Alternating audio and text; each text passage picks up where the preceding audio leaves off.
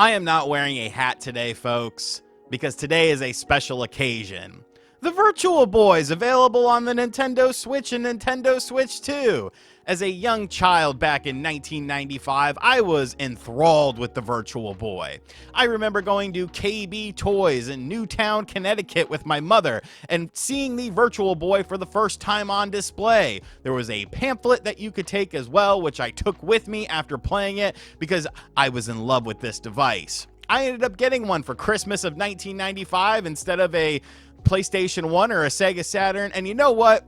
I don't regret my choices. So when the Virtual Boy was announced as coming to the Nintendo Switch and Nintendo Switch 2, I was ecstatic. Yes, finally, I don't have to dig out one of my two Virtual Boys and my Virtual Boy cartridges to play some of the finest games ever. And I'm sure Nintendo will go above and beyond with this as it's a part of the Nintendo Switch Online service, right? Right? Look, I got a lot of things to say about this. So we're going to hop straight into this. We'll talk about the good and then some of the things that I really don't like with this and kind of come to some sort of conclusion about the Virtual Boy on Nintendo Switch and Nintendo Switch 2. So here is our Virtual Boy apparatus. I did go with the more expensive $100 one because I want the authentic Virtual Boy experience. As someone who owns two Virtual Boys, I didn't want the cheaper cardboard option. This is what satisfied my needs because it reminded me of being 10 years old and getting a Virtual Boy again. So I was super excited for this. I think this is a very cool sort of novelty item. I don't think most people will probably go for this, but I will say that, it looks pretty nice. It's a very accurate representation of the Virtual Boy. You have the switches here that you would use to adjust your Virtual Boy, like field of depth and stuff like that.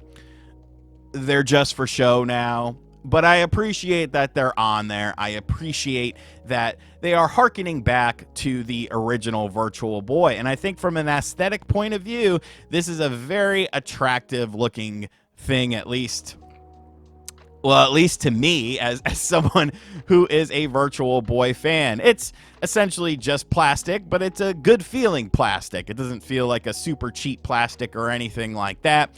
You, of course, have where you put your eyes in. So, very standard stuff. You have the stand that you put on to the Virtual Boy so that you can play it upright and in a seated position, or you could be like AVGN and sort of attach it to your head.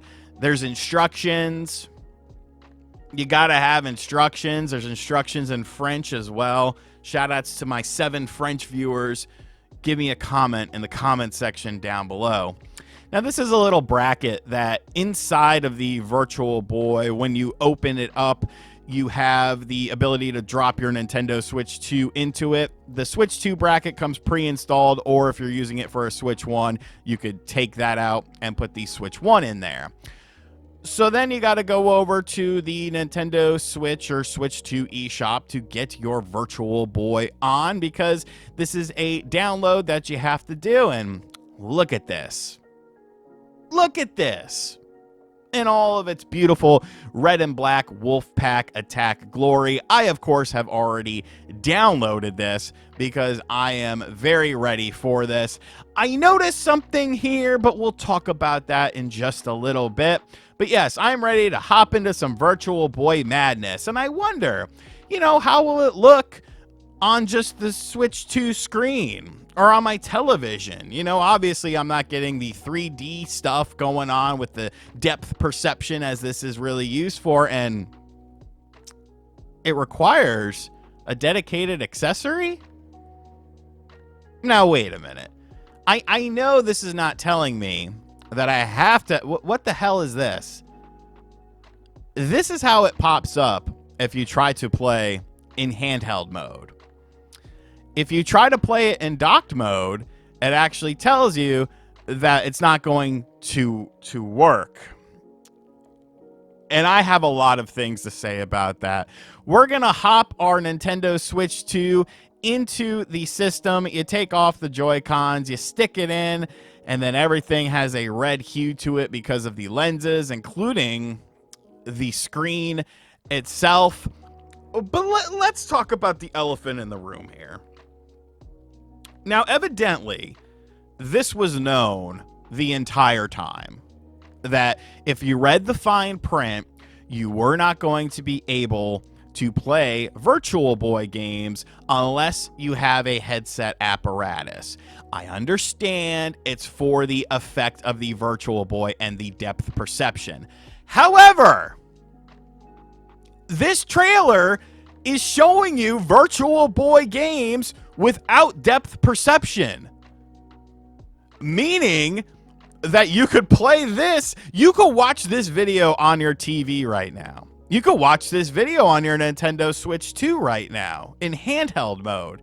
Yes, you lose out on the depth perception, but you could still actually play the game. Limiting the way that people can play, so you can't play Virtual Boy games in handheld mode on the go unless you bring your headset with you. How does this make any sense whatsoever?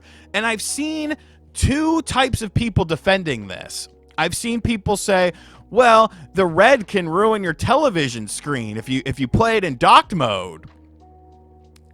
Yeah, if you have a plasma TV from 2007, sure, that is a valid concern. By that logic, playing Game Boy on the television would be damaging to your television as well, because, you know, that's just different shades of gray and green in some instances. That makes absolutely no sense. And then I've seen people say, oh, well, it ruins some games. You can't play games without the depth perception. Name me one fucking game on the Virtual Boy that you cannot play because of depth perception or lack thereof.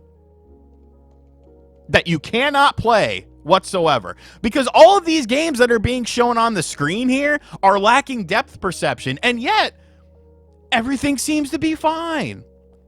It's almost like you don't know what you're talking about.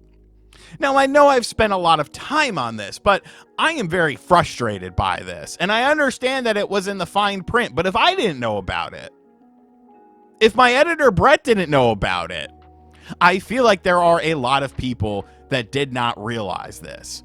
So let's talk about the headset itself, since I can't show you any gameplay that I've captured or anything like that. You got to adjust it quite a bit.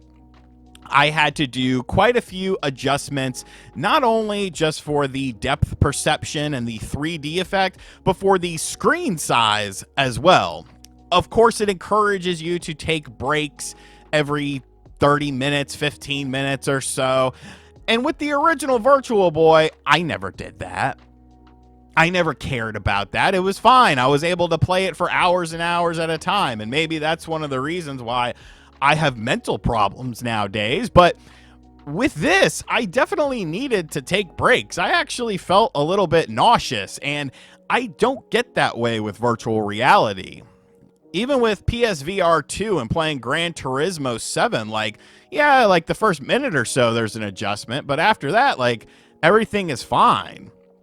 As far as the emulation of the games is concerned, once you kind of hone in your visual settings and stuff like that, like, it's good. The game variety is good. There's lots of fun stuff, you know. I enjoy playing Wario Land. I think that's probably the best game on the system. I actually enjoyed Red Alarm quite a bit more than I normally do.